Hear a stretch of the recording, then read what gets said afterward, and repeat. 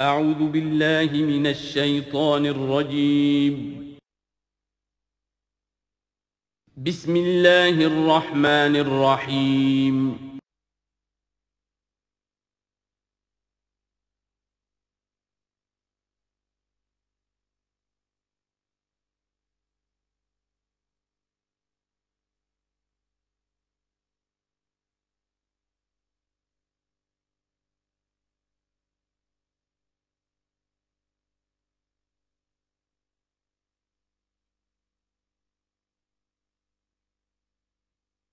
اعوذ باللہ من الشیطان الرجیم بسم اللہ الرحمن الرحیم الطلاق مرتان فامساک بمعروف او تسریح باحسان صدق اللہ العظیم۔ پچھلی نشست میں جو مضامین آئے تھے ان میں سے ایک کے بارے میں مجھے احساس ہوا کہ میں نے ایک بات شروع کی تھی لیکن نامکمل رہ گئی۔ آیت الاختلاف کے بارے میں نے عرض کیا تھا کہ وحدت ادیان کے فلسفے کا ایک جز صحیح ہے، ایک غلط ہے۔ صحیح جز کی وضاحت تو ہو گئی کہ یہ تمام جتنے بھی دنیا میں مذاہب ہیں اور دین ہیں یہ سب اسی دین حق سے نکلی ہوئی شاخیں ہیں۔ دین حق سے پگڈنڈیاں مڑی ہیں، صراط مستقیم سے پگڈنڈی مڑی ہے، کوئی بہت دور نکل گئی اور اس کا یوں سمجھیے کہ پہچانی ہوئی صورت بھی پہچانی نہیں جاتی، اتنی دور ہو گئی کہ اس کا اس دین حق کے ساتھ اب کوئی رشتہ نظر ہی نہیں آتا۔ کچھ اتنے دور نہیں ہوئے، قدرے قریب رہے، لیکن سب کی بنیاد ایک ہے۔ ظاہر بات ہے کہ حضرت آدم کی نسل سے بات شروع ہوئی ہے، حضرت آدم کی اولاد ایک ہی امت تھی۔ یہ تفرقے جو بھی ہوئے بعد میں ہوئے ہیں۔ تو وحدت ادیان اس اعتبار سے صحیح ہے کہ دنیا میں تمام ادیان، تمام نظام، تمام مذاہب جو ہیں وہ در حقیقت ایک ہی دین حق کی بگڑی ہوئی شکلیں ہیں، بدلی ہوئی شکلیں ہیں، لیکن اسی سے نکلی ہوئی شاخیں ہیں جنہوں نے شکلیں اپنی بدل لی ہیں۔ غلط حصہ یہ کہ اب جو یہ سب کچھ موجود ہے ان کو ایک کہنا یہ جہالت ہے۔ اب ان کو ظاہر بات ہے کہ ان کی شکلیں اتنی ہو چکی ہیں مختلف ایک دوسرے سے، اور اتنی ان میں تحریفات ہو چکی ہیں، اتنا تغیر و تبدل ہو چکا ہے کہ اب ان کو ایک کہنا موجودہ شکل میں یہ در حقیقت فتنہ ہے اور جہالت ہے۔ دوسری بات جو آخری مضمون آیا تھا 28ویں رکوع میں، دیکھیے اس کی ایک تمہید ہے، وہ سمجھ لیجئے۔ انسانی تمدن کا اہم ترین اور بنیادی ترین مسئلہ کیا ہے؟ تمدن کا ایک ہے انسانی زندگی کا مسئلہ۔ انسانی زندگی کا سب سے پہلا مسئلہ وہی ہے کہ جو حیوانی زندگی کا بھی ہے، اپنی مادی ضروریات، پیٹ کھانے کو مانگتا ہے، سب سے پہلے یہی ہے، اس میں کوئی شک نہیں۔ لیکن اس کے بعد جب دو انسان ملتے ہیں اور اس سے تمدن شروع ہوتا ہے، اس کا سب سے بڑا مسئلہ ہے انسان کی شہوت۔ اللہ نے دو جنسیں بنا دی ہیں، مرد ہیں، عورت ہیں، اور ان دونوں کے درمیان تعلق سے نسل آگے چلتی ہے۔ اب اس معاملے کو کیسے ہارنس کیا جائے، کیسے منظم کیا جائے، یہ جذبہ بہت پوٹنٹ ہے۔ جو فرائڈ نے کہا ہے، بس وہ یوں سمجھیے کہ ذرا زیادہ مرچ مسالہ لگا دیا، ورنہ اس میں کوئی شک نہیں کہ یہ بہت ہی پوٹنٹ جذبہ ہے انسان کا۔ انسٹنکٹ جو ہے، سیکس کا انسٹنکٹ، وہ بہت مضبوط ہے، بہت قوی ہے۔ لیکن جو شے جتنی قوی ہو اتنا ہی اسے پھر، جو گھوڑا جتنا منہ زور ہو اتنا ہی اس کو لگام دینا جو ہے وہ آسان نہیں ہوتا، اس کے لیے پھر مشقت کرنی پڑتی ہے۔ تو اب اگر تو اس سیکس کو اوپن کر دیا جاتا، کھلا سیکس، فری سیکس، آج کل یہ لفظ استعمال ہوتا ہے فری سیکس، کیوس ہوتا، تمدن میں فساد ہو جاتا۔ اس کے لیے شادی کا معاملہ کہ ایک عورت کا ایک مرد کے ساتھ رشتہ رہے، سب کو معلوم ہے کہ یہ اس کی بیوی ہے، یہ اس کا شوہر ہے، تاکہ اس طریقے سے نسب کا معاملہ بھی چلے اور ایک خاندانی ادارہ وجود میں آئے۔ ورنہ تو خاندانی ادارہ بس کیسے وجود میں آئے گا؟ فری سیکس میں تو خاندانی ادارہ وجود میں آ ہی نہیں سکتا۔ تو شادی کا، نکاح کا یہ رشتہ جو ہے یہ اللہ تعالیٰ نے اختیار کیا اور یہ انسانوں کو سکھایا۔ اب اس میں مرد اور عورت کیا بالکل برابر ہیں؟ اس سے بڑی حماقت کوئی نہیں، اس لیے کہ کسی بھی ادارے کے دو برابر کے سربراہ نہیں ہو سکتے۔ اتنی موٹی بات ہے کہ اگر آپ کسی ایک محکمے کے دو ڈائریکٹر بنا دیں، بات غلط ہو جائے گی، خراب ہو جائے گی۔ ایک ڈائریکٹر، مینیجنگ ڈائریکٹر، دوسرے 10 ڈائریکٹر بنا دیجیے آپ، لیکن اوپر ایک ہوگا، جنرل مینیجر ایک ہوگا، ڈپٹی مینیجر 10 رکھ دیجیے۔ ہر ادارے میں اگر نظم قائم کرنا ہے تو ایک اوپر ٹاپ پر ہونا چاہیے۔ لہذا جب ایک مرد اور ایک عورت، مرد اور عورت انسان ہونے کے ناطے بالکل برابر ہیں، ایک ہی باپ کے نطفے سے بیٹا بھی ہے بیٹی بھی ہے، ایک ہی ماں کے رحم میں بھائی نے بھی پرورش پائی ہے اور بہن نے بھی، اس اعتبار سے وہ برابر ہیں شرف انسانیت میں، نوع انسانی کی حیثیت سے، human dignity and honour they share both equally, absolutely equally. لیکن جب ایک مرد اور ایک عورت مل کر خاندان کے بنیاد رکھتے ہیں تو اب یہ برابر نہیں رہے۔ جیسے انسان سب برابر ہیں لیکن چپڑاسی اور افسر برابر نہیں ہے، اس کے کچھ اور اختیارات ہیں، اس کے کچھ اور اختیارات ہیں، اس کے کچھ اور فرائض ہیں، اس کے کچھ اور فرائض ہیں۔ اس طریقے سے اس رشتے کے معاملے میں، اور یہ بھی نوٹ کر لیجئے کہ یہی وجہ اس قدر تفصیل کے ساتھ سب سے پہلے احکام قرآن میں دیے جا رہے ہیں اسی آئلی قوانین کے متعلق۔ لیکن تمدن کی جڑ بنیاد یہ ہے، یہاں سے خاندان بنتا ہے، اور خاندانوں کے اجتماع کا نام معاشرہ ہے۔ خاندان کا نظام، اب ہمارا پاکستانی جو معاشرہ ہے، اگر ہماری 14 کروڑ تعداد ہے اس وقت، 7 افراد ایک خاندان کے اگر آپ شمار کر لیں تو آپ سمجھیے اتنے خاندان ہماری دنیا میں اس وقت موجود ہیں، 2 کروڑ خاندان ہیں، ان خاندانوں پر مشتمل ہے۔ خاندان کا ادارہ مستحکم ہوگا، معاشرہ مستحکم ہو جائے گا۔ خاندان کے ادارے میں صلاح ہوگی، فلاح ہوگی، معاشرے میں صلاح و فلاح آئے گی۔ وہاں فتور ہوگا، فساد ہوگا، بے چینی ہوگی، ظلم ہوگا، ناانصافی ہوگی، وہاں کنفلکٹس ہوں گے، میاں اور بیوی میں جو ہے جھگڑے ہو رہے ہوں گے تو اولاد کی تو جو ہے پھر وہاں تربیت صحیح نہیں ہو سکتی، ان کی تربیت میں منفی چیزیں شامل ہو جائیں گی۔ تو یہ ساری چیزیں جس کی وجہ سے بڑی تفصیل سے قرآن مجید میں احکام دیے گئے ہیں آئلی قوانین، ان میں جہاں تک یہ معاملات ہے، طلاق کا معاملہ ہے، اس میں برابر نہیں ہے۔ شادی کرنے میں عورت کو بھی حق ہے، وہ شادی سے انکار کر دے، جبر نہیں کیا جا سکتا۔ ایک مرتبہ وہ نکاح میں آ گئی ہے تو اب شوہر کا پلڑا بھاری ہے، شوہر اسے طلاق دے سکتا ہے، اگر ظلم کے ساتھ دے گا اللہ کے ہاں جواب دہی کرے گا اور پکڑ ہو جائے گی، لیکن اختیار ہے۔ وہ خود طلاق نہیں دے سکتی، البتہ طلاق حاصل کر سکتی ہے، خلا جسے ہم کہتے ہیں، وہ عدالت کے ذریعے سے، بڑوں کے ذریعے سے، رشتہ داروں کے ذریعے سے خلا کرے، لیکن طلاق دینے کا حق اس کو برابر نہیں ہے مرد کی طرح۔ اسی طرح اگر ایک طلاق دی تھی مرد نے اور اب یہ عدت پوری نہیں ہوئی ہے، وَبَعُولَتُهُنَّ أَحَقُّ بِرَدِّهِنَّ، اب وہ کہے تو نے طلاق دے دیا، میں تیرے گھر میں بسنے کو تیار نہیں ہوں، نہیں، اختیار مرد کا ہے، عدت کے اندر 3 مہینے کے اندر وہ اس کو واپس لے سکتا ہے، اس کو طلاق رجعی کہتے ہیں۔ یہ تمام چیزیں ایسی ہیں کہ بہرحال خواتین کو اچھی نہیں لگتی، اور آج کی دنیا میں تو جو یہ مرد و عورت کی مساوات کا سلسلہ ہے، یہ شیطان کا سب سے بڑا فلسفہ اور معاشرے میں فساد اور گندگی پیدا کرنے کا اس کا سب سے بڑا ہتھیار ہے۔ اور اب جو کچھ رہی صحیح اقدار ہماری ایشیا کے ممالک جو ہیں، زیادہ تر مسلمان ممالک ہیں، ان میں خاندانی نظام کی جو بچی کھچی شکل رہ گئی ہے اس کو برباد کرنے کے لیے یہ قاہرہ کانفرنس اور بیجنگ کانفرنس، اس ایشیا کا گھیراؤ دونوں طرف سے، مشرق سے اور مغرب سے، کہ عورت کو آزاد کرو، عورت کو اٹھاؤ، ایمینسیپیشن کے نام پر، آزادی کے نام پر، اور مرد و عورت کی مساوات کے نام پر، تاکہ خاندانی نظام ٹوٹ کر رہ جائے، جیسے کہ ان کے ہاں ٹوٹ چکا ہے خاندانی نظام نے۔ یہ کلنٹن صاحب نے کہا تھا اپنے سال 9 کے میسج میں کہ عنقریب ہماری قوم، امریکن نیشن، بہت جلد اس کی اکثریت حرام زادوں پر مشتمل ہوگی، born out of wedlock, وہ کسی شادی کے نکاح کے نتیجے میں کوئی وجود میں نہیں آئے ہیں، زنا کے نتیجے میں وجود آئی بھی قوم ہوگی۔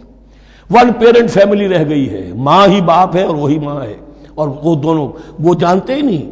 اب وہاں بڑی ایک مہم اٹھ رہی ہے کہ ہر انسان کا حق ہے کہ اسے معلوم ہو کہ میرا باپ کون ہے۔ وہاں تو بہت سے لوگ پتہ ہی باپ کون ہے میرا، کیا پتہ۔ یہ تباہی ہے جو اس معاشرے پر آ چکی ہے، اور ہمارے ہاں بھی لوگ اسی معاشرے کی نقالی پر چل رہے ہیں۔ اور یہ نظریہ مساوات مرد و زن جو ہے یہ بہت ہی یوں سمجھیے کہ تابناک اور بہت اچھے الفاظ کے ساتھ سامنے آ رہا ہے۔ البتہ اس کا دوسرا رخ بھی ہے، اسلام نے عورت کو جو حقوق دیے ہیں بدقسمتی سے ہم مسلمانوں نے وہ بھی ان کو نہیں دیے۔ اس کی وجہ یہ ہے کہ ہمارے اوپر ہمارا ہانٹ کر رہا ہے ہمارا ہندوانہ پس منظر۔ ہندوؤں کے معاشرے میں عورت کی کوئی حیثیت نہیں، نہ اس کی وراثت کا حق ہے، نہ وہ بیوہ ہو جائے تو جینے کا حق تھا اس کو، وہ تو پھر ستی ہو جانا چاہیے اس کو، اس کے لیے تو زندگی کا حق بھی نہیں ہے، وراثت تو بہت دور کی بات رہی، کوئی پراپرٹی کا کوئی سوال نہیں، کسی طرح کی کوئی حیثیت نہیں، کوئی لیگل اینٹیٹی نہیں۔ لیکن ہم مسلمان تو ہو گئے، ہمارے آباء و اجداد، تربیت ہوئی نہیں، لہذا ہمارے اوپر وہی تصورات ہیں، عورت کو جو ہے پاؤں کی جوتی کی طرح سمجھنا۔ یہ جو کچھ ہم کر رہے ہیں ان کے جائز حقوق بھی انہیں نہیں دیتے، اس کے نتیجے میں ہم جو مغرب کا ہم پر حملہ ہے اس کو مؤثر کرنے میں گویا ہم مدد دے رہے ہیں۔ اگر ہم اپنی خواتین کو وہ حقوق نہیں دیں گے، اگر ان کے لیے جو اللہ نے جو مقرر کیا ہے وہ انہیں نہیں دیا جائے گا، تو ظاہر بات ہے کہ رد عمل میں پھر جو یہ نعرے ہیں اور بڑے خوشنما جو دعوت اٹھتی ہے وہ لازماً انہیں کھینچ کر لے جائے گی۔ تو اس طرف بھی خیال رکھیے، اور ہمارے ہاں دیندار گھرانوں میں خاص طور پر یہ بات ہوتی ہے، اس کو سمجھنا چاہیے کہ عورتوں کے کیا حقوق ہیں، ان کی دلجوئی کتنی کرنی چاہیے۔ حضور نے کیا فرمایا ہے؟ تم میں سے بہترین لوگ وہ جو اپنے گھر والوں کے لیے اچھے ہوں، بہترین لوگ وہ ہیں ان کے حقوق کا لحاظ ہو، ان کے ساتھ سلوک ہو، ان کی دلجوئی ہو، ان کے احساسات کا بھی پاس کیا جائے۔ البتہ جہاں شریعت کا اور دین کا معاملہ آ جائے، نتھنگ ڈوئنگ، سیدھی سیدھی بات، یہ تلوار کی طرح آپ ننگے ہو جائیں اس وقت کہ یہ معاملہ دین کا ہے، اس میں میں تمہاری کوئی رعایت نہیں کر سکتا۔ ہاں میرے معاملات کے اندر جو بھی تم چاہو میں نرمی کروں گا، یہ ہو سکتا ہے۔ بس اس کو ذہن میں رکھیے، یہ کڑوی گولی ہے۔ وَلَهُنَّ مِثْلُ الَّذِي عَلَيْهِنَّ بِالْمَعْرُوفِ وَلِلرِّجَالِ عَلَيْهِنَّ دَرَجَةٌ۔ اب درمیان کے الفاظ کو تو جدید جو ہمارے ہیں دانشور وہ لے لیتے ہیں، اوپر کا نہیں دیکھتے کہ بَعُولَتُهُنَّ أَحَقُّ بِرَدِّهِنَّ، برابری کہاں رہی؟ شادی کرتے ہوئے برابری ہے، عورت کہہ سکتی میں شادی نہیں کرتی، شادی نہیں ہوگی، اس وقت برابری ہے، دونوں کی رضامندی سے شادی ہوگی، یہ برابری ہے۔ لیکن جب ایک مرتبہ بیوی بن گئی اب برابر نہیں ہے۔ اب یہ فلسفہ جا کر پوری طرح بیان ہوگا سورہ نساء میں، اور رجال قوامون علی النساء، یہ بات پھر وہاں آئے گی۔ اس کی تمہید ہے یہ کہ یہ کڑوی گولی ذرا خواتین کے حلق سے اترنی شروع ہو جائے۔ وَبَعُولَتُهُنَّ أَحَقُّ بِرَدِّهِنَّ، اور اسی طریقے سے وَلِلرِّجَالِ عَلَيْهِنَّ دَرَجَةٌ۔ البتہ اللہ نے جو ذمہ داریاں عورت کے حوالے کی ہیں، جس طرح کے اس کے فرائض ہیں ویسے ہی اس کے حقوق بھی ہیں، یہ ہے جو بات کہی جا رہی، لَهُنَّ مِثْلُ الَّذِي عَلَيْهِنَّ بِالْمَعْرُوفِ۔ اور یہ دنیا کا وہ اصول ہے کہ responsibilities and privileges they go together۔ کہیں آپ کا اگر ذمہ داری زیادہ تو حقوق اور اختیارات بھی زیادہ ہوں گے، ذمہ داری بہت ڈال دی، حقوق و اختیارات اتنے ہیں نہیں، آپ ذمہ داری ادا نہیں کر سکتے۔ جہاں ذمہ داری کم ہوگی وہاں حقوق و اختیارات بھی کم ہوں گے، یہ دونوں چیزیں پروپورشنیٹ چلتی ہیں۔ اب چلیے آگے، مجھے اندیشہ ہے کہ میں نے خاصا وقت اس میں لگا دیا۔ الطلاق مرتان، طلاق دو مرتبہ ہے، یعنی ایک شوہر کو دو مرتبہ طلاق دے کر اور رجوع کر لینے کا حق ہے۔ ایک دفعہ طلاق دی اور عدت کے اندر رجوع کر لیا، ٹھیک ہے، پھر طلاق دی اور عدت کے اندر رجوع کر لیا، ٹھیک ہے، تیسری مرتبہ طلاق دی اب رجوع نہیں کر سکتا۔ الطلاق مرتان، دو مرتبہ ہو سکتا ہے۔ فَإِمْسَاكٌ بِمَعْرُوفٍ أَوْ تَسْرِيحٌ بِإِحْسَانٍ، اب اس کے بعد فیصلہ کرو، یا تو روکو اس کو اپنے گھر میں تو وہ بھی نیکی کے ساتھ، بھلائی کے ساتھ، تنگ کرنے کے لیے نہیں، پریشان کرنے کے لیے نہیں، اور تسریح بِإِحْسَان، یا رخصت کر دینا ہے اچھے بھلے طریقے سے، بھلے مانسوں کی طرح خوبصورتی کے ساتھ، روکو تو بھلائی کے لیے، اور اگر رخصت کرنا ہے تو خوبصورت انداز میں۔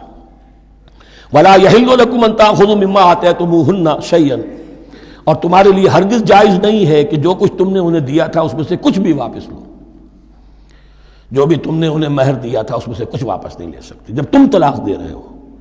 ہاں اگر عورت طلاق مانگے تو اسے اپنے مہر میں سے کچھ چھوڑنا پڑے گا، یہ دوسری بات ہے، لیکن جب بر طلاق دے رہا ہے تو پھر وہ نہیں روک اس کو اس میں سے جو بھی کچھ دیا ہو، یہاں تک کہ آیا ہے کہ اگرچہ تم نے ان کو احداہن قنطارا، سونے کے ڈھیر دیے ہوں، ان میں سے بھی کچھ نہیں لے سکتے واپس۔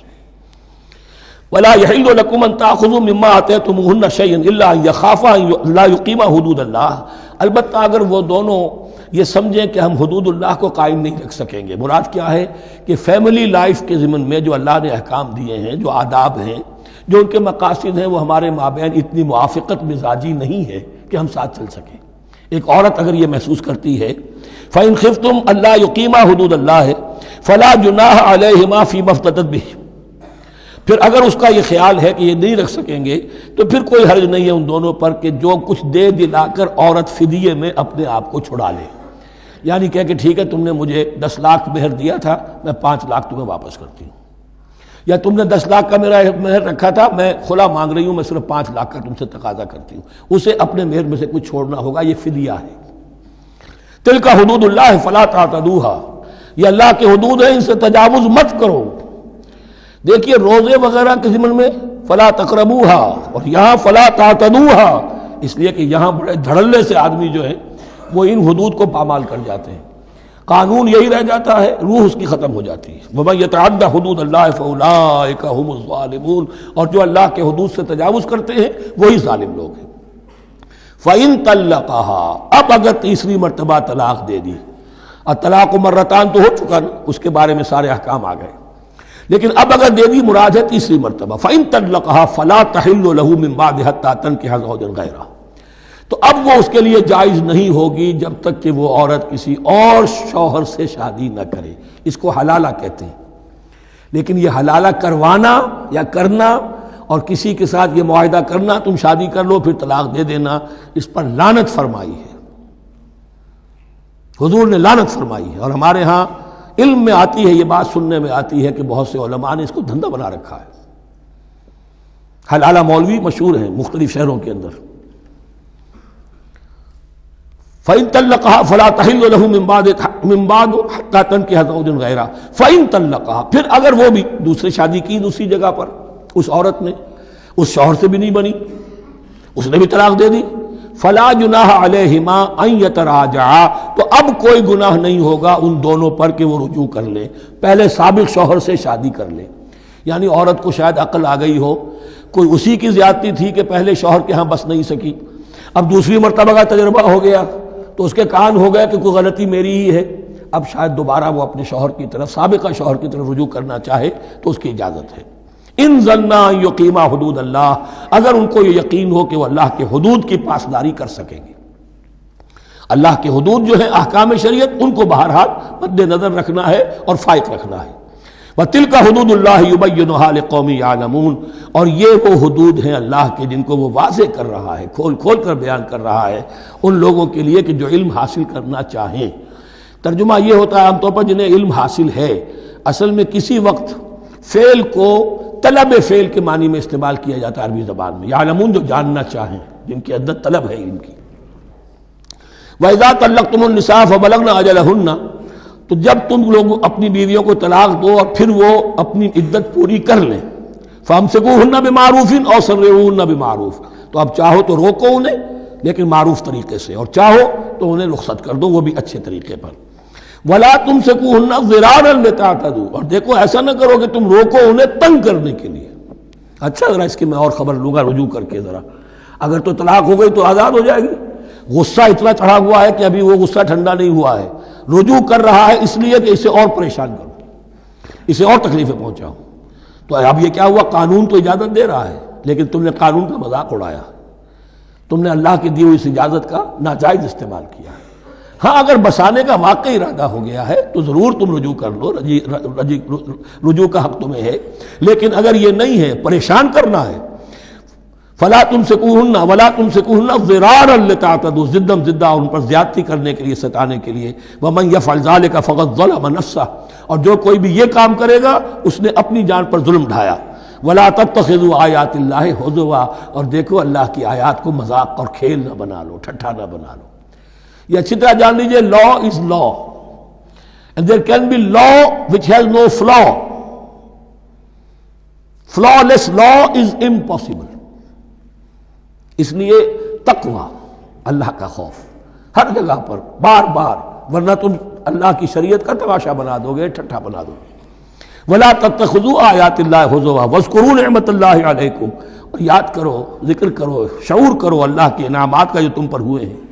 وما انزل علیکم من الکتاب والحکمت، اور جو اس نے نازل فرما دی ہے تم پر اپنی کتاب، اپنی شریعت اور حکمت، یعظکم بہ، اس کے ذریعے سے تمہیں نصیحت کر رہا ہے، سیدھا راستہ بتا رہا ہے۔ واتقوا اللہ، اللہ کا تقوی اختیار کرو۔ واعلموا ان اللہ بکل شیء علیم، اور جان لو کہ اللہ تعالیٰ کو ہر چیز کا حقیقی علم حاصل ہے۔ وَإِذَا طَلَّقْتُمُ النِّسَاءَ فَبَلَغْنَ أَجَلَهُنَّ فَلَا تَعْضُلُوهُنَّ أَن يَنكِحْنَ أَزْوَاجَهُنَّ إِذَا تَرَاضَوْا بَيْنَهُم بِالْمَعْرُوفِ، اور جب تم اپنی عورتوں کو طلاق دے دو پھر وہ اپنی عدت پوری کر لیں، تو مت آڑے آؤ اس میں کہ وہ عورتیں پھر نکاح کر لیں اپنے سابق ازواج سے، اذا تراضوا بینہم بالمعروف، جبکہ وہ آپس میں رضامند ہو جائیں بھلے طریقے پر۔ یعنی اگر طلاق مغلظ نہیں ہے، دیکھیے ایک طلاق ہوتی ہے بائن، پہلی طلاق دوسری طلاق، یہ جب تک عدت ختم نہیں ہوئی طلاق رجعی کہلاتی ہے، اس کے دوران شوہر کو رجوع کرنے کا حق ہے۔ عدت پوری ہو گئی، اب یہ بائن ہو گئی، اب شوہر اور بیوی کا جو رشتہ ہے ٹوٹ گیا۔ اب اگر نکاح ہوگا تو دوبارہ ہوگا، اس میں عورت کی مرضی کو دخل ہے، عدت کے اندر عورت کی مرضی کو دخل نہیں ہے، لیکن عدت کے بعد اب عورت کو اختیار ہے، اب تو نکاح ثانی ہوگا، سوائے طلاق مغلظ کے۔ تیسری طلاق اگر ہو گئی ہے تو پھر جب تک اس کا نکاح کسی اور سے نہ ہو جائے، وہ بھی طلاق دے دے، تو ان کے درمیان نکاح نہیں ہو سکتا۔ گویا کہ یہ دو طلاقوں کے بعد اگر پھر یہ لوگ جبکہ طلاق بائن ہو چکی ہو، وہی عورت وہی مرد پھر نکاح کرنا چاہیں تو اب تم آڑے مت آؤ۔ ہوتا کیا ہے، عورت کے بھائی ہیں، اب انہیں غصہ چڑھا ہوا، اس بدماش نے یہ کچھ کیا تھا، اس نے تمہیں ایسے ایسے ستایا تھا، اس نے یہ کیا تھا، اب تمہیں ہم شادی نہیں کرنے دیں گے اس کے ساتھ، نہیں، یہ کام تمہارا نہیں ہے۔ اگر وہ اذا تراضوا بینہم، اگر وہ باہم راضی ہو جائیں تو تم اب ان کے آڑے مت آؤ، بالمعروف، ذالک یوعظ بہ من کان منکم یؤمن باللہ والیوم الآخر، یہ وہ چیزیں ہیں جن کی نصیحت کی جا رہی ہے تم میں سے ان کو جو واقعتاً ایمان رکھتے ہو اللہ پر اور یوم آخر پر۔ ان کے اندر ایمان ہی نہیں ہے، ان کے لیے یہ سارا جو ہے بھینس کے آگے بین بجائے جاؤ کیا حاصل ہے، وہ تو پھر اس کو کوئی فائدہ نہیں پہنچے گا۔ ذالک یوعظ بہ من کان منکم یؤمن باللہ والیوم الآخر ذالکم ازکی لکم واطہر، یہ طریقے جو ہیں تمہارے لیے زیادہ پاک ہیں، زیادہ عمدہ ہیں۔ واللہ یعلم وانتم لا تعلمون، اللہ جانتا ہے تم نہیں جانتے۔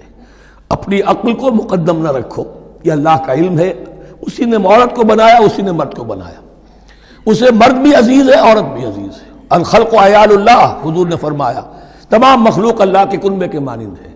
اللہ کو تو اپنا ہر انسان مرد ہو یا عورت ہو محبوب ہے، پسندیدہ ہے، اس کی تخلیق ہے، اس کا شاہکار ہے، لیکن یہ کہ وہ جانتا ہے کہ عورت کے کیا حقوق ہونے چاہیے، مرد کے کیا ہونے چاہیے، لہذا واللہ یعلم وانتم لا تعلمون والوالدات یرضعن اولادہن حولین کاملین، اور والداؤں کے لیے، ماؤں کے لیے ضروری ہے کہ وہ اپنی اولاد کو 2 سال دودھ پلائیں پورا۔ اور یہ خاص طور پر یہاں تذکرہ ہو رہا ہے جب طلاق کا مسئلہ ہو، اب طلاق ہو گئی، شوہر تو علیحدہ ہو گیا، شوہر کہتا ہے بھائی میرا بچہ تو میرا ہے، قانوناً تو اولاد شوہر کی ہوتی ہے، لیکن تم اسے دودھ پلاؤ، تو 2 سال تک وہ عورت انکار نہیں کر سکتی، دودھ پلائے گی۔ لمن اراد ان یتم الرضاعہ، جو شخص چاہے کہ یہ رضاعت پوری کروائے اپنی سابقہ مطلقہ بیوی سے۔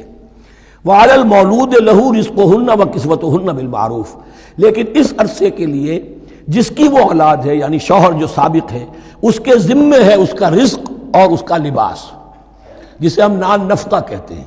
2 سال اگر اس نے دودھ پلانا ہے، اس ماں نے، مطلقہ ماں نے اپنے طلاق دینے والے شوہر کے بیٹے کو یا بیٹی کو، تو اب اس عرصے کے دوران اس کا نان نفقہ اس کے ذمے ہے، باپ کے ذمے ہے، بالمعروف، بڑے طریقے سے۔ یعنی یہ کہ ایسا نہ ہو کہ ہو تو کروڑ پتی لیکن اب وہ اس کو بیوی کو مطلقہ کو وہ دینا چاہے نان نفقہ اپنی خادماؤں کی طرح کا، نہیں، وہ ہونا چاہیے معروف طریقے پر۔ لا تکلف نفس الا وسعها، کسی پر ذمہ داری نہیں ڈالی جاتی مگر اس کی وسعت کے مطابق۔ لا تضار والدۃ بولدہا، نہ تو تکلیف پہنچائی جائے والدہ کو اپنے بچے کی وجہ سے، ولا مولود لہ بولدہ، نہ جس کا وہ اولاد ہے، جس کا وہ بیٹا یا بیٹی ہے یعنی باپ، نہ اس کو تکلیف پہنچائی جائے۔ کوئی لا ضرر ولا ضرار، حضور کی حدیث ہے، دونوں کے ساتھ منصفانہ سلوک کیا جائے۔ وعلی الوارث مثل ذلک، اب فرض کیجئے وہ شخص جو تھا طلاق دینے والا وہ تو مر گیا، تو وارث کے ذمے، اس کا جو وارث ہے اس کے ذمے نان نفقہ رہے گا، اس کے اپنے مرحوم والد کی اگر اولاد اس کی کسی مطلقہ بیوی کے پاس ہے 2 سال تک دودھ پلانے کے لیے۔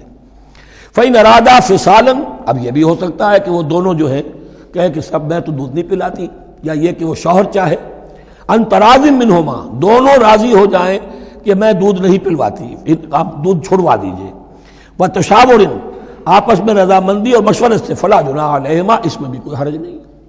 اگر دودھ چھڑوانا چاہیں، وہ کسی اور سے دودھ پلوانا چاہتے ہیں، کوئی دایا رکھ لی ہے اس سے دودھ پلوانا چاہتا ہے، ٹھیک ہے، لیکن ہونا چاہیے جبر نہ ہو، ماں پر جبر نہ ہو۔ ان تراض منہما، دونوں کی رضامندی سے، وتشاور، اور مشورے سے، فلا جناح علیہما، تو پھر ان دونوں پر کوئی حرج نہیں ہے۔ وَإِنْ أَرَدْتُمْ أَن تَسْتَرْضِعُوا أَوْلَادَكُمْ فَلَا جُنَاحَ عَلَيْكُمْ، اگر تم چاہو کسی اور سے اب دودھ پلوانا، رضاعت کروانا، تو اس میں بھی کوئی حرج نہیں۔ فَلَا جُنَاحَ عَلَيْكُمْ إِذَا سَلَّمْتُمْ مَا آتَيْتُمْ بِالْمَعْرُوف، جبکہ ان کی ماں، اس کی ماں کو تم دے چکو جو کچھ کہ تم نے طے کیا تھا معروف اور بھلے طریقے پر.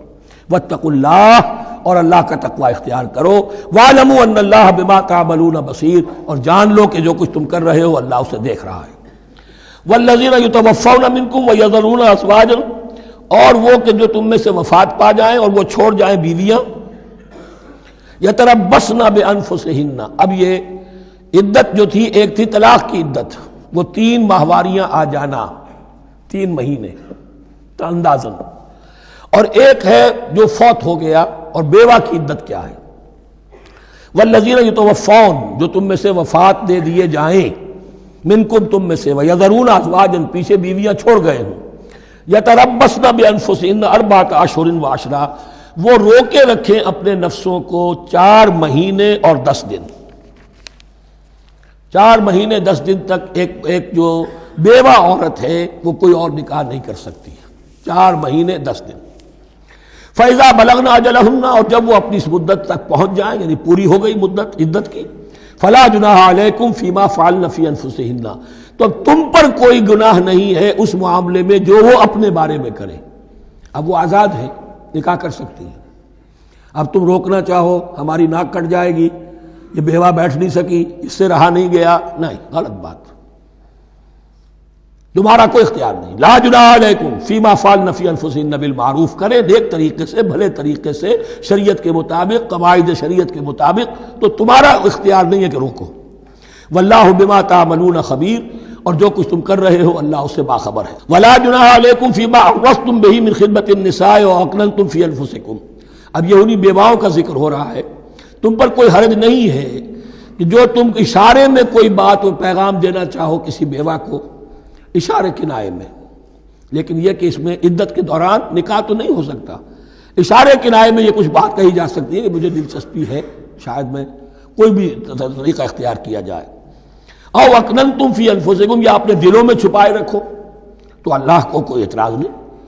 اس میں یہ کہ ظاہر بات ہے کہ ایک آدمی علم اللہ انکم ستذکرونہن، اللہ کے علم میں ہے تمہیں ان کا خیال تو آئے گا ہی. آخر یہ عورت تھی، بیوہ ہو گئی ہے، اب میں اس سے شادی کر سکتا ہوں، آپ کو رغبت ہے اس کی طرف نکاح کی، تو اب کوئی آدمی سوچے میرے دل میں خیال آ رہا ہے بیوہ کے بارے میں، میں تو گناہ گار ہو گیا، میرا دل گناہ گار ہو گیا. نہیں، یہ قانون فطرت ہے.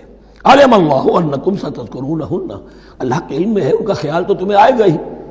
ولکن لا تواعدوہن سرا، لیکن ایسا نہ کرو کہ ان سے معاہدہ کر لو خفیہ، طے ہو جائے، بات پکی ہو جائے. سرا الا ان تقولوا قولا معروفا، سوائے اس کے کہ کوئی معروف بات کہہ دی جائے جس سے انہیں اشارہ مل جائے، بس. ولا تعزموا عقدۃ النکاح حتی یبلغ الکتاب اجلہ، اور مت باندھو گراہ نکاح کی جب تک کہ قانون شریعت اپنی مدت پوری نہ کر لے، یعنی عدت جب تک پوری نہ ہو جائے. اب یہاں دیکھیے حتی یبلغ الکتاب، کتاب سے مراد شریعت، قانون شریعت.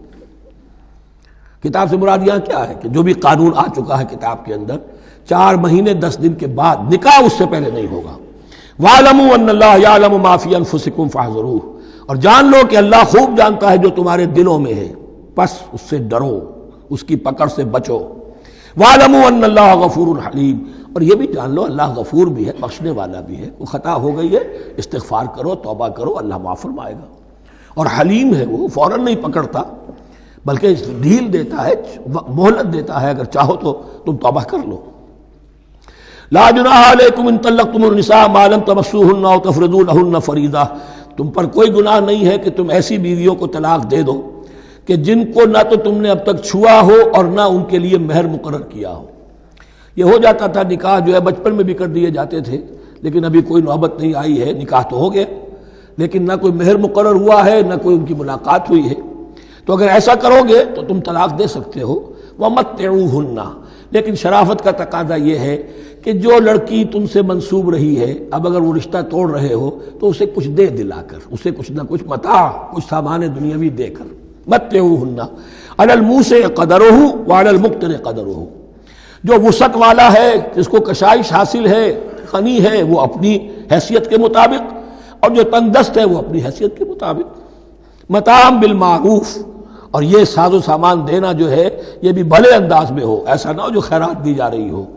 حقاً علی المحسنین، یہ حق ہے محسنین پر، یہ سمجھے کہ ہم پر اللہ تعالیٰ کی طرف سے عائد کردہ یہ ذمہ داری ہے۔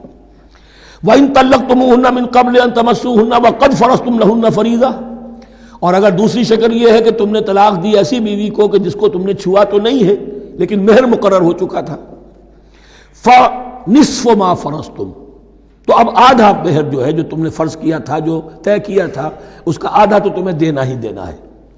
الا یعفون، الا یہ کہ وہ معاف کر دیں، ہمیں آدھا بھی نہیں چاہیے، یا چلیے ہمیں چوتھائی دے دیجئے، او یعفو الذی بیدہ عقدۃ النکاح، یا وہ اس کے اندر جو ہے سخاوت سے کام لے کہ جس کے ہاتھ میں نکاح کی گرہ ہے، گرہ تو مرد کے ہاتھ میں وہ کھول سکتا ہے، عورت طلاق دے نہیں سکتی، لہذا کیوں نہ ایسا کرو کہ تم پورا ہی مہر دے دو۔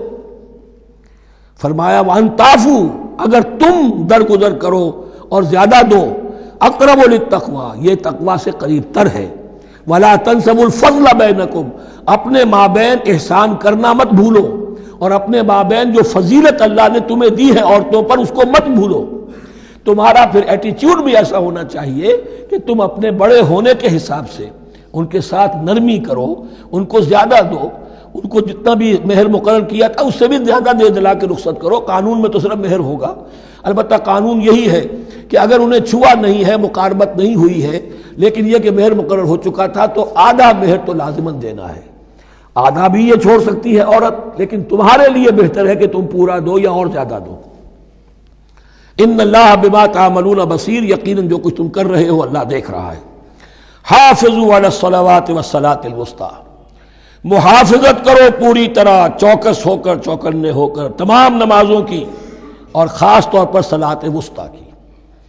یعنی بار بار جو آ رہا ہے جان لو اللہ جانتا ہے، جان لو اللہ دیکھ رہا ہے، جو کچھ تم کر رہے ہو اللہ کی نگاہ میں ہے، جو کچھ تم کر رہے ہو اللہ باخبر ہے، یہ سارا کچھ جو ہے یہ اللہ کی یاد ذہن میں برقرار رکھنے کے لیے تمہیں نماز دی گئی ہے۔ 5 وقتہ تم حاضر ہو، دنیا کے کاروبار سے نکلو اور آ کر پھر عہد اللہ سے اپنا جو ہے، یہ جو حفیظ کا ایک شعر ہے، آؤ سجدے میں گرے لوح جبی تازہ کریں، سرکشی نے کر دیے دھندلے نقوش بندگی، آؤ سجدے میں گرے لوح جبی تازہ کریں۔ یہاں پر جو ہمارا بندگی کا نقش تھا سرکشی کی وجہ سے وہ دھندلے ہو گئے ہیں، سرکشی نے کر دیے دھندلے نقوش بندگی، آؤ سجدے میں گرے لوح جبی تازہ کریں، کہ پھر اس پر اللہ تعالیٰ کے ساتھ جو عہد کیا ہے ایاک نعبد و ایاک نستعین اسے پھر تازہ کریں۔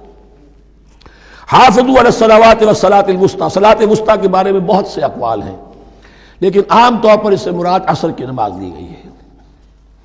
دن میں 2 نمازیں اس سے پہلے ہیں، فجر ہے، ظہر ہے، 2 پھر بعد میں ہیں، مغرب ہے، عشاء ہے۔ وقوموا للہ قانتین، اور کھڑے ہوا کرو اللہ کے سامنے پورے ادب کے ساتھ، یعنی ایک تو رکوع ہے جس میں جھکنا ہے، سجدہ ہے جھکنے کی انتہا ہے، قیام بھی قنوت کے ساتھ ہو، معلوم ہو کہ ایک بندہ اپنے آقا کے سامنے کھڑا ہے، اس کے کھڑے ہونے کے انداز میں بھی معلوم ہو کہ تواضع ہے، عجز ہے۔ فَإِنْ خِفْتُمْ فَرِجَالًا أَوْ رُكْبَانًا، اور اگر تم خوف کی حالت میں ہو تو چاہے پیادہ چلتے ہوئے، سفر کرتے ہوئے، دشمن پیچھا کر رہا ہے، آپ کہیں جا رہے ہیں تو چاہے اب رکیں گے نماز پڑھیں گے تو وہ تعاقب میں قریب آ جائے گا، تو رجالن چلتے ہوئے، یا کہیں جلدی جانا ہے اور وہاں پر ابھی فوری طور پر حملہ کرنا ہے تو اس میں یہ ہے کہ جنگ کی حالت میں یہ رعایتیں ہیں، چلتے ہوئے اور رکبانہ یا سوار ہونے کی حالت میں بھی نماز پڑھی جا سکتی ہے۔ فَإِذَا أَمِنْتُمْ، لیکن پھر جب امن میں ہو جاؤ، فَاذْكُرُوا اللَّهَ كَمَا عَلَّمَكُمْ، پھر اللہ کو یاد کرو جیسے کہ تمہیں اس نے سکھایا ہے۔ کس نے سکھایا ہے؟ محمد الرسول اللہ نے۔ صلو کما رأیتمونی اصلی، نماز پڑھو جیسے کہ تم مجھے دیکھتے ہو میں نماز پڑھتا ہوں، وہ ہے اللہ کا سکھایا ہوا۔ اس لیے کہ یہ بھی ثابت ہے روایات سے کہ حضرت جبرائیل نے آ کر حضور کو نماز پڑھائی ہے، 2 دن پڑھائی ہے، ایک دن 5 نمازیں اول وقت میں پڑھائیں، دوسرے دن 5 نمازیں آخری وقت میں پڑھائیں، اور بتا دیا کہ ان نمازوں کا وقت ان اوقات کے دوران ہے۔ تو معلم جو ہے حضور کے نماز کے معاملے میں حضرت جبرائیل ہے، اور اب حضور جو ہے پوری امت کے لیے معلم ہے۔ فَإِذَا أَمِنْتُمْ فَاذْكُرُوا اللَّهَ كَمَا عَلَّمَكُم مَّا لَمْ تَكُونُوا تَعْلَمُونَ، جو کچھ تم نہیں جانتے تھے اللہ نے تمہیں سکھایا ہے۔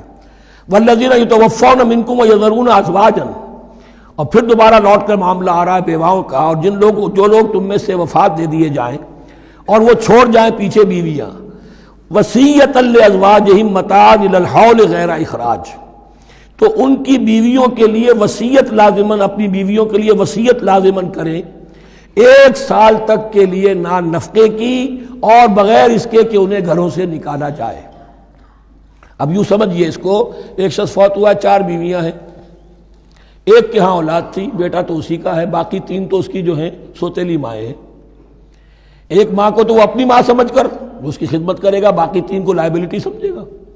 تو فرمایا ایسا نہ ہو کہ فوراً نکال دو کہ جاؤ اپنا راستہ لو، جس سے تمہاری شادی تھی وہ گیا۔ 1 سال کے لیے انہیں گھر سے نہ نکالا جائے اور ان کا نان نفقہ دیا جائے۔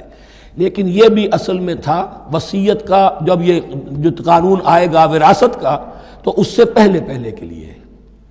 جیسے کہ والدین کے لیے کہا گیا تھا وصیت کرو، ایسے بیویوں کے لیے بھی کرو۔ جب ان کا حق آ گیا، اس لیے کہ شوہر مر گیا ہے تو بیوی کا حق ہے اس کی وراثت میں، بیوی مر گئی ہے شوہر کا حق ہے اس کی وراثت میں، تو وہ تو وراثت کے اندر حق معین ہو گیا، تو اب یہ وصیت کی ضرورت نہیں۔ اور اسی طرح 1 سال کا نفقہ نہیں ہے، اب نفقہ جو ہے وہ صرف عدت کے دوران کا ہے، جو ہم اس سے پہلے پڑھ چکے ہیں۔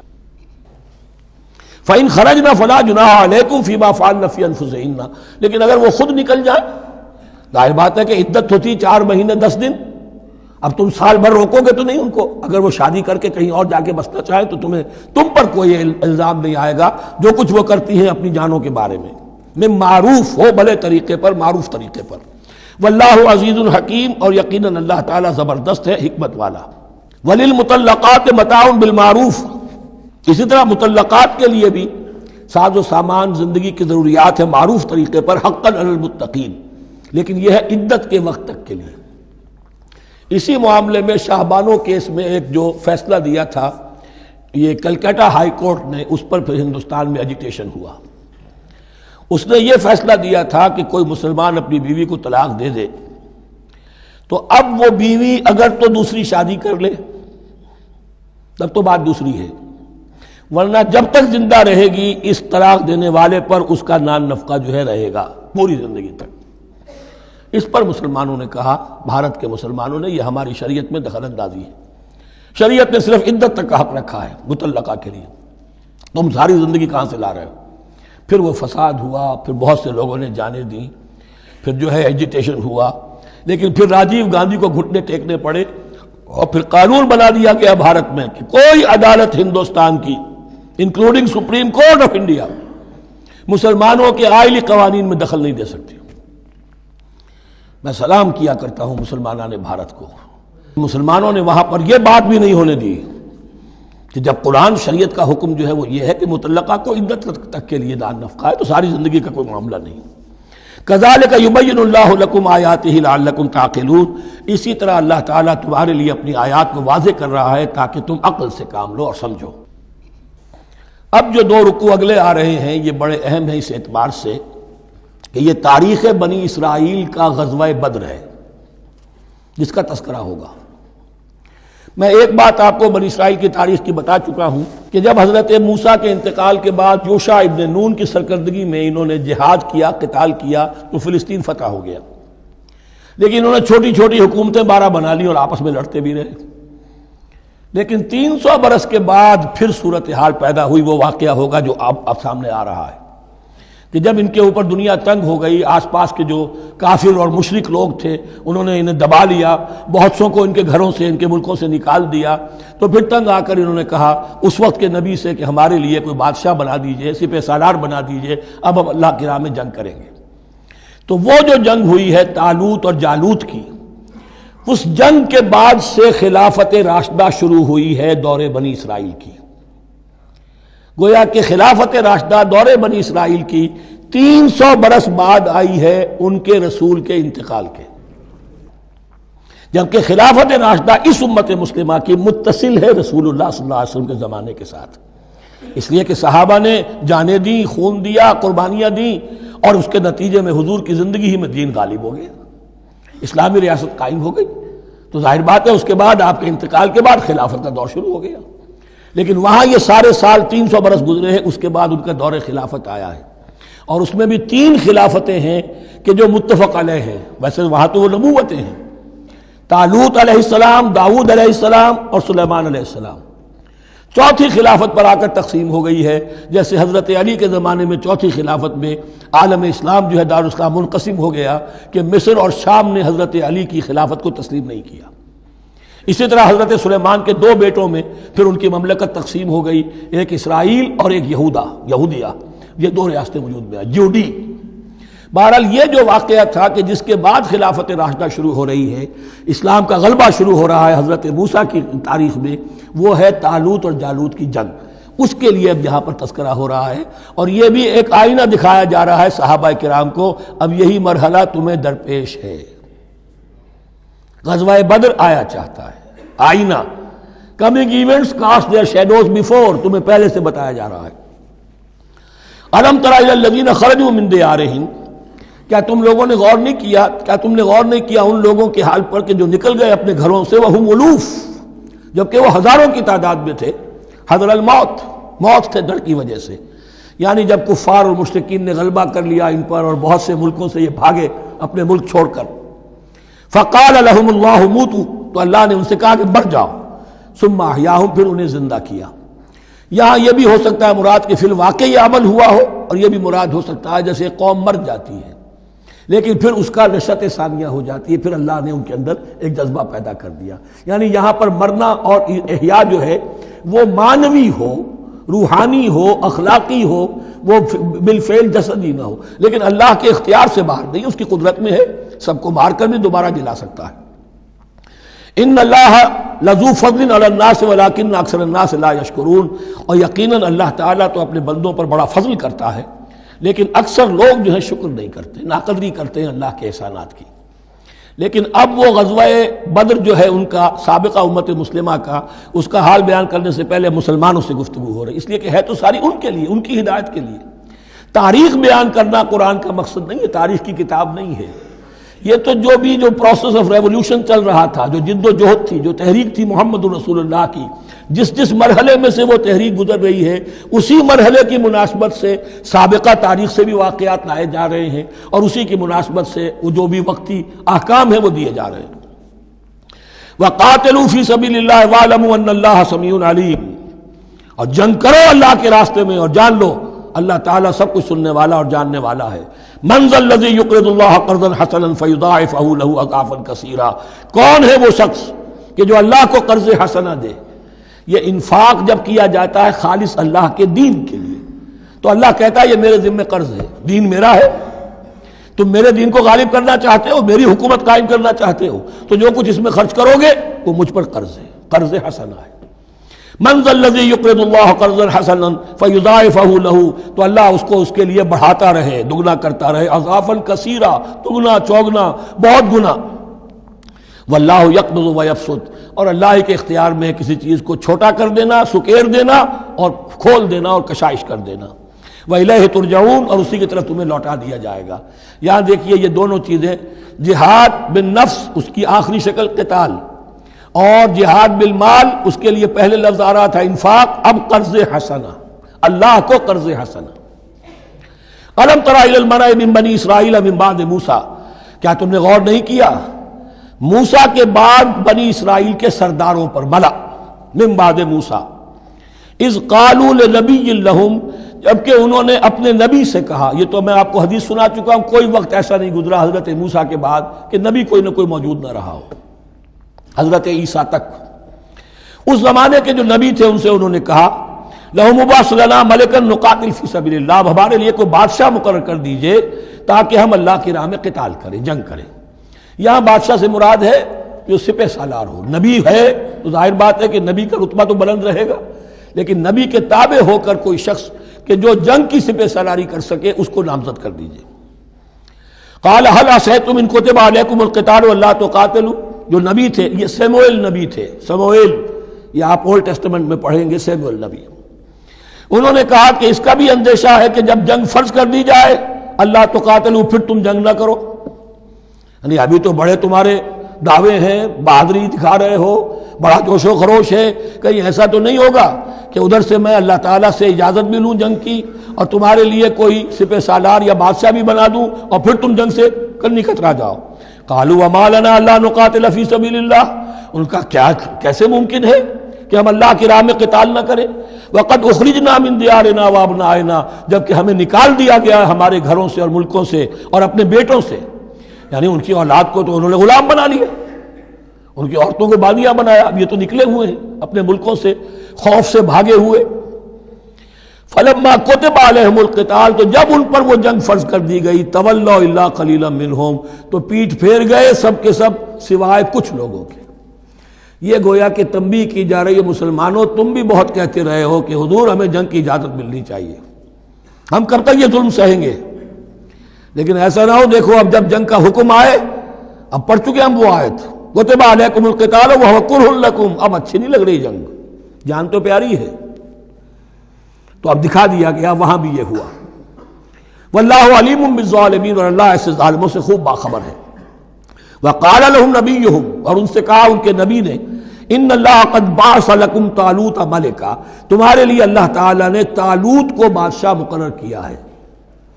ان کا نام تورات میں آیا ہے سول یا ساؤل، SAUL۔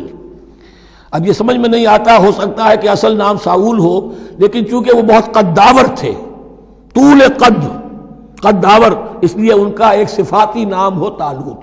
قرآن مجید نے صفاتی نام لیا ہے کہ وہ بہت قداور تھے۔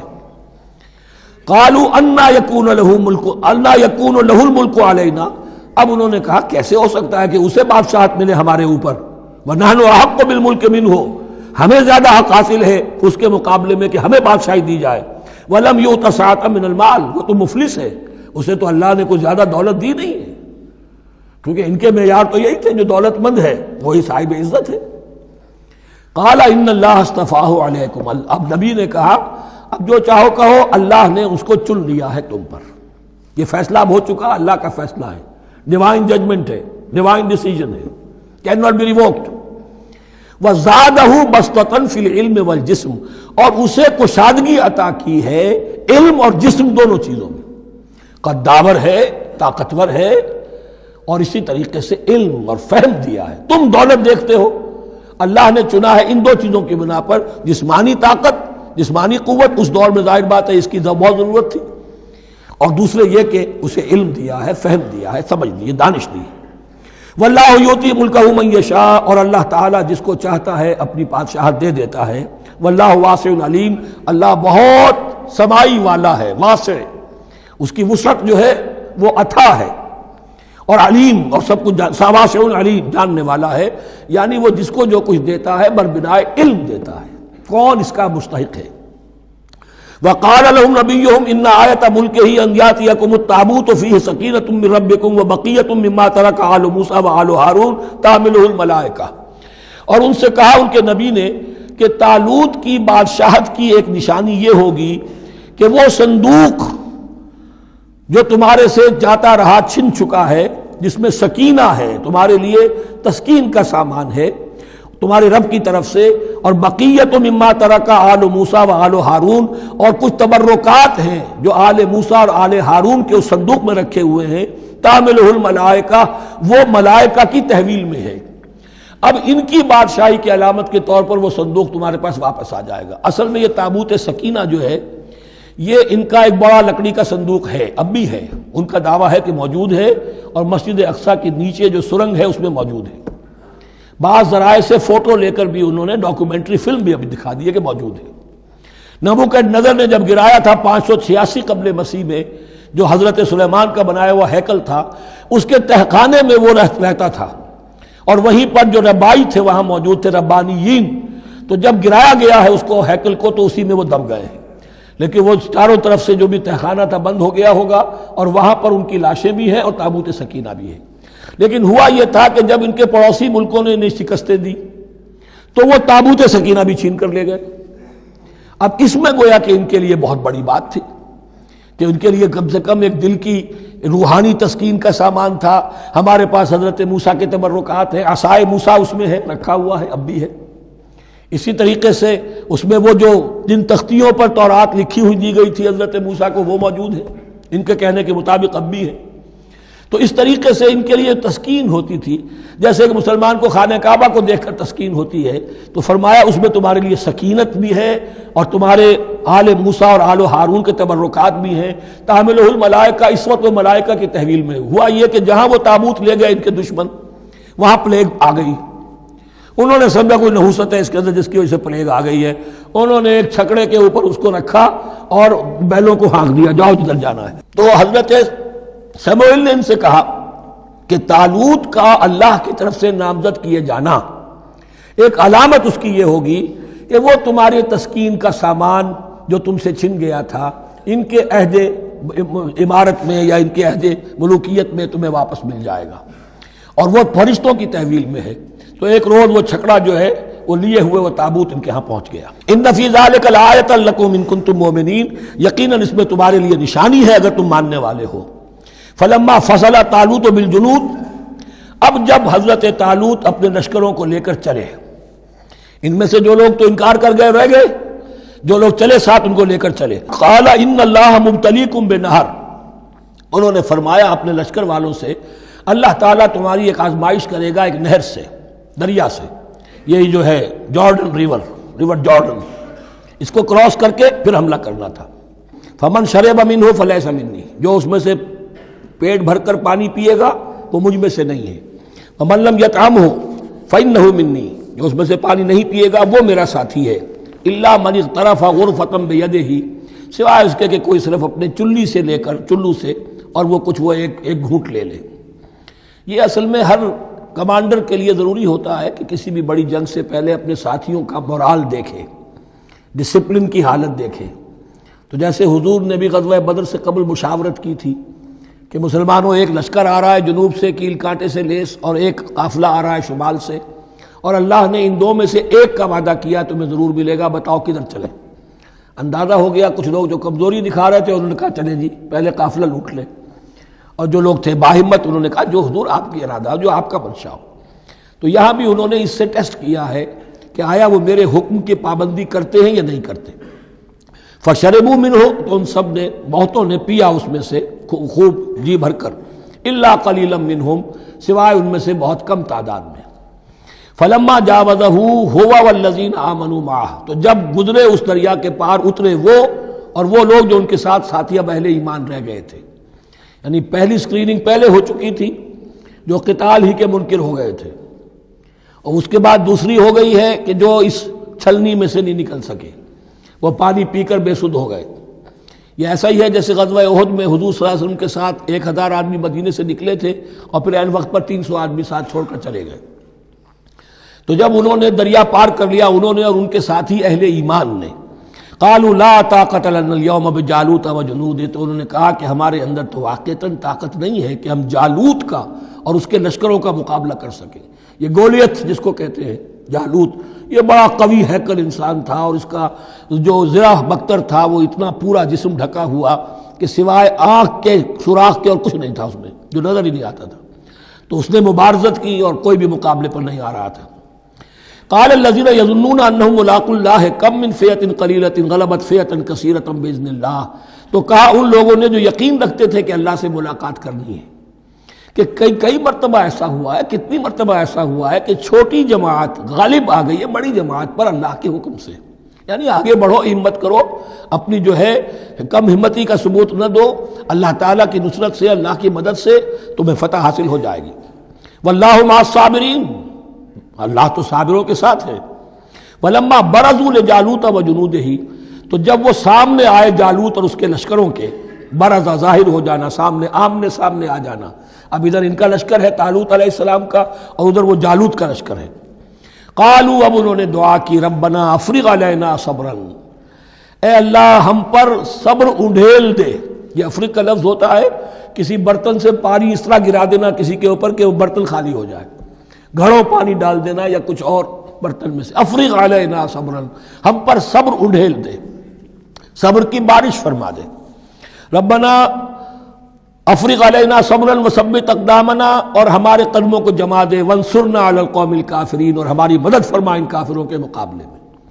یہی دعا گویا کہ تلقین کی جا رہی ہے اہل ایمان کو کہ جب بدر کے موقع پر تمہارا مقابلہ ہوگا تو تمہیں یہ دعا کرنی چاہیے. فہزموہم باذن اللہ، تو انہوں نے بھگا دیا ان کو اللہ کے حکم سے، اللہ کے اذن سے، اللہ کی مشیت سے.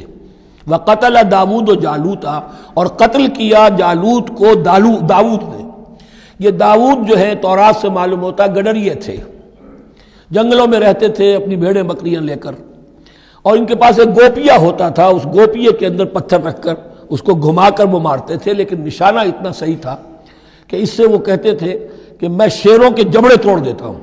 جب کبھی شیر آتے ہیں میرے بھیڑوں بکریوں کے گلوں پر حملے کے لیے، تو جب وہ آ گئے اتفاق سے، جب لشکر آمنے سامنے تھے، ادھر جالوت للکار رہا ہے کوئی میرے مقابلے میں، ادھر سب کے سب سہمے کھڑے ہیں، کوئی آگے نہیں نکل رہا، تو حضرت طالوت آئے، یہ حضرت داؤد آ گئے اتفاقاً، کہا معلوم ہوا کیا سچویشن ہے، یہ ہے کہ اچھا ٹھیک ہے، میں اس غیر مختون کا میں معاملہ کرتا ہوں، اس لیے کہ یہ ان کے یہاں سب سے بڑی گالی تھی۔ حضرت ابراہیم کی ملت میں ہے ختنہ، اور یہ جو کفار اور مشرک تھے ان کے ہاں ختنہ نہیں تھی، تو نامختون ہونا ان کے ہاں یہ سب سے بڑی گالی تھی۔ اس نامختون کا پھر جو ہے میں اس کو کیفر کردار تک پہنچاؤں گا، میرے پاس یہ گوپیا ہے اور میں تو شیروں کے جبڑے توڑ دیا کرتا ہوں۔ انہوں نے پھر وہ پتھر رکھ کر اور گھمایا ہے، اور سیدھا وہ آنکھ کے سوراخ سے اس کے بھیجے کے اندر اتر گیا، اور اس طریقے سے قتل داود و جالوتا، داود نے جالوت کو قتل کیا، اور اللہ تعالیٰ نے پھر ان کو جو براتب عطا کیے، وَآتَاهُ اللَّهُ الْمُلْكَ وَالْحِكْمَةَ وَعَلَّمَهُ مِمَّا يَشَاءُ۔ ایک تو یہ کہ طالوت علیہ السلام نے اپنی بیٹی کا نکاح ان سے کر دیا، داماد ہو گئے، اور پھر انہی کو وارث بنایا، یہ بادشاہ ہوئے، اللہ نے ان کو ہی ملک دیا، حکومت دی، بادشاہت دی، اور دی نبوت میں دی، یہ دونوں اعتبارات سے ان کو اللہ تعالیٰ نے سرفراز فرمایا۔ وَعَلَّمَهُ مِمَّا يَشَاءُ، اور پھر اسے سکھایا جو کچھ کہ اللہ نے چاہا۔ وَلَوْلَا دَفْعُ اللَّهِ النَّاسَ بَعْضَهُمْ بِبَعْضٍ، اور اگر اس طریقے سے اللہ ایک گروہ کو دوسرے کے ذریعے سے دفع نہ کرتا رہے، زمین میں فساد ہوتا ہے تو اللہ تعالیٰ کوئی شکل ایسی پیدا کرتا ہے کہ کسی اور گروہ کو سامنے لا کر مفسدوں کا خاتمہ کرتا ہے۔ اگر ایسا نہ ہوتا، وَلَوْلَا دَفْعُ اللَّهِ النَّاسَ بَعْضَهُمْ بِبَعْضٍ لَفَسَدَتِ الْأَرْضُ، تو زمین میں فساد ہی فساد پھیل گیا ہوتا۔ اللہ تعالیٰ نے ان جنگوں کے ذریعے سے ہر بڑا فرعون جو آتا، ہر فرعون موسیٰ، اللہ تعالیٰ نے کوئی نہ کوئی اس کے لیے علاج تجویز کیا ہوا ہے۔ وَلَوْلَا دَفْعُ اللَّهِ النَّاسَ بَعْضَهُمْ بِبَعْضٍ لَفَسَدَتِ الْأَرْضُ وَلَكِنَّ اللَّهَ ذُو فَضْلٍ عَلَى الْعَالَمِينَ، لیکن اللہ تعالیٰ تو تمام جہانوں پر بڑا فضل کرنے والا ہے۔ تِلْكَ آیات اللہ نتلوها علیک بالحق، یہ اللہ کی آیات ہیں جو ہم پڑھ کر آپ کو سنا رہے ہیں حق کے ساتھ۔ یہ قول گویا کہ حضرت جبرائیل کی طرف منسوب ہوگا، یہ اللہ کی آیات ہیں اے مسلمانوں، اے محمد صلی اللہ علیہ وسلم، جو ہم آپ کو سنا رہے ہیں حق کے ساتھ۔ وَإِنَّكَ لَمِنَ الْمُرْسَلِينَ، اور یقیناً اے محمد صلی اللہ علیہ وسلم آپ رسولوں میں سے ہیں۔ تِلْكَ الرُّسُلُ فَضَّلْنَا بَعْضَهُمْ عَلَى بَعْضٍ، ایک بہت اہم قانون بیان ہو رہا ہے، ان رسولوں میں سے ہم نے بعض کو بعض پر فضیلت دی ہے، یہ میں پہلے بیان کر چکا ہوں کل۔ تفریق بین الرسل کفر ہے، تفضیل یہ قرآن سے ثابت ہے، کوئی افضل ہے اور کوئی مفضول ہے، کسی کو کسی اعتبار سے فضیلت ہے، کسی کو کسی اور اعتبار سے فضیلت، جزوی فضیلت ہے، مختلف لوگوں کی ہو سکتی ہے، کلی فضیلت تمام انبیاء اور رسول پر محمد الرسول اللہ کو حاصل ہے۔ تِلْكَ الرُّسُلُ فَضَّلْنَا بَعْضَهُمْ عَلَى بَعْضٍ مِّنْهُمْ مَنْ كَلَّمَ اللَّهُ، ان میں سے وہ بھی تھے جن سے اللہ نے کلام فرمایا، حضرت موسیٰ علیہ السلام۔ وَرَفَعَ بَعْضَهُمْ درجات، اور بعضوں کے اور کسی اعتبار سے درجات بڑھا دیے۔ وَآتَيْنَا عِیسیٰ ابْنَ مَرْیَمَ، اور ہم نے عیسیٰ ابن مریم کو البینات بڑے کھلے معجزے دیے۔ وَأَيَّدْنَاهُ بِرُوحِ الْقُدُسِ، اور ان کی مدد فرمائی حضرت جبرائیل کے ساتھ۔ وَلَوْ شَاءَ اللَّهُ مَا اقْتَتَلَ الَّذِينَ مِن بَعْدِهِمْ مِن بَعْدِ مَا جَاءَتْهُمُ الْبَيِّنَاتُ، لیکن اللہ چاہتا تو یہ آپس میں نہ لڑتے جھگڑتے، نہ یہودیوں کی آپس میں جنگیں ہوتی، نہ یہودیوں اور نصرانیوں کی ہوتی، نہ نصرانیوں کے فرقے ایک دوسرے سے لڑتے۔ وَلَوْ شَاءَ اللَّهُ مَا اقْتَتَلَ الَّذِينَ مِن بَعْدِهِمْ مِن بَعْدِ مَا جَاءَتْهُمُ الْبَيِّنَاتُ، اس کے بعد کہ ان کے پاس واضح تعلیمات آ چکی تھیں۔ وَلَٰكِنِ اخْتَلَفُوا، لیکن انہوں نے اختلاف کیا۔ فَمِنْهُمْ مَنْ آمَنَ وَمِنْهُمْ مَنْ كَفَرَ، ان میں وہ بھی ہیں جو ایمان لے آئیں گے اور ان میں وہ بھی ہیں جو کفر پر اڑ گئے ہیں۔ وَلَوْ شَاءَ اللَّهُ مَا اقْتَتَلُوا، اگر اللہ چاہتا ان پر لازم کر دیتا، یعنی جبراً تکوینی طور پر، تو اختلاف نہ کرتے، جھگڑتے نہ۔ وَلَٰكِنَّ اللَّهَ يَفْعَلُ مَا يُرِيدُ، لیکن اللہ تو کرتا ہے جو چاہتا ہے۔ اللہ نے جو دنیا کو اس حکمت پر بنایا ہے کہ یہ دنیا کی زندگی آزمائش ہے، آزمائش کے لیے آزادی دی ہے، تو جو شخص غلط راستے پر جانا چاہے اسے آزادی ہے، جو صحیح راستے پر آنا چاہے اسے آزادی ہے۔ بارک اللہ لی و لکم فی القرآن العظیم ونفعنی وإیاکم بالآیات والذکر الحکیم۔